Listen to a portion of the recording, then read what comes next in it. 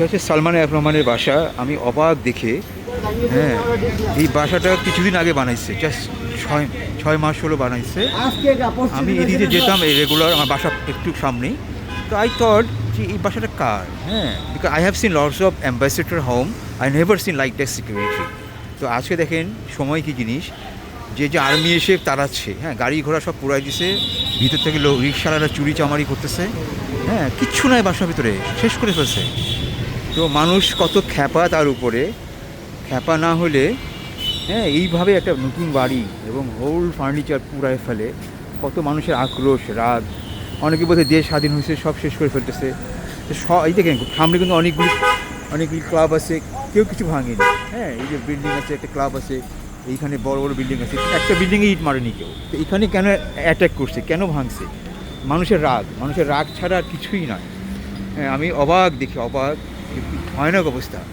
দেখেন এই যে সালমান এফ রহমানের ফ্যামিলির ছবিগুলি পড়ে আছে মাটিতে, হ্যাঁ, বাচ্চাগুলি হয় নাতি হতে পারে, হ্যাঁ, নাতি হতে পারে, বা মেয়ের ছোটোবেলার ছবি হতে পারে। I don't understand who's that, but এই দেখেন ওর দামি ফর্ম, হ্যাঁ, বিছানার ফর্ম ছিল, গদি এবং ব্র্যান্ডেড ব্যাগগুলি, সবগুলি রাস্তার মধ্যে পড়ে আছে।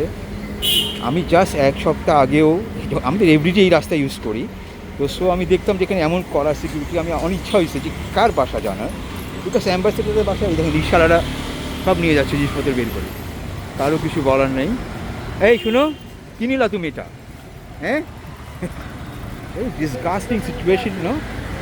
তো মানুষ কত রাগ হক হলে এরম করে। সামনে অনেক বিল্ডিং, একটা বিল্ডিংও কেউ ভাঙেনি এখন পর্যন্ত, কেউ হাত লাগায়নি, কোনো বিল্ডিংয়ে কেউ হাত লাগায়নি।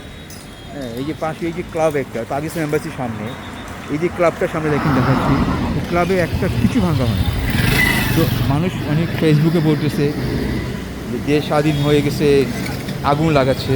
তো সব জায়গায় লাগাচ্ছে না, তো শুধুমাত্র এই জায়গাটাতে যাদের উপর রাগ আছে।